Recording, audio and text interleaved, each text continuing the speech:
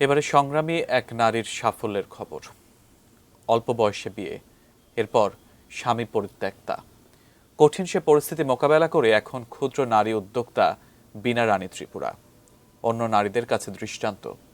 আত্মকর্মীর সম্মানও নিয়েছেন তিনি প্রধানমন্ত্রীর হাত থেকে। খাগড়াছড়ি প্রতিনিধি আবু দাউদের পাঠানো তথ্য ছবিতে আরেকটি ডেস্ক রিপোর্ট। খাগড়াছড়ির শহরতলি খাগড়াপুর, এখানেই জন্ম এবং বেড়ে ওঠা বীণা রানী ত্রিপুরার।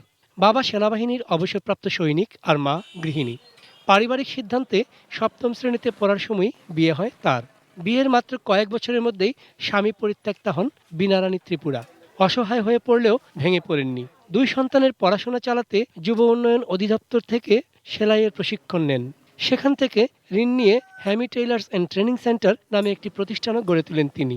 তার কাছে কাজ শিখে অনেকেই এখন স্বাবলম্বী। আমি হ্যামি টেইলার্সে কাজ করি। এখানে কিছু কাজ শিখে এখন নিজের পোশাক তৈরি করতে পারে, আবার মানুষের যেটা অর্ডারই দেয় ওইটাও সেলাই করতে পারে।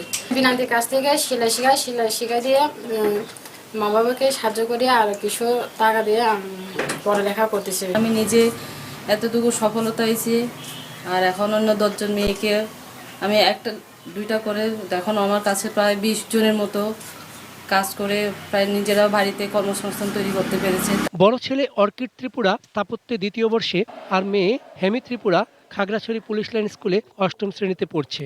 2018 সালের 1 নভেম্বর সফল আত্মকর্মী হিসেবে যুব ও ক্রীড়া মন্ত্রণালয় থেকে সম্মাননা পান তিনি। প্রধানমন্ত্রী শেখ হাসিনা তাকে তুলে দেন সেই সম্মাননা। পোশাক তৈরি করে সে এখন মাসে অনেক ভালো ইনকাম করছেন এবং উনি একজন সফল আত্মকর্মী হিসাবে অত্র এলাকায় সুপরিচিতি লাভ করেছেন। সফল আত্মকর্মী বীণা রানী ত্রিপুরা এখন খাগড়াছড়ির অন্য নারীদের কাছে উদাহরণ। এমন আরো শত বেকার নারীদের কর্মসংস্থান সৃষ্টিতে সরকার সহযোগিতার হাত বাড়াবে বলেই আশাবাদী স্থানীয়রা। চন্দন পাল, ডেস্ক রিপোর্ট, এটিএন নিউজ।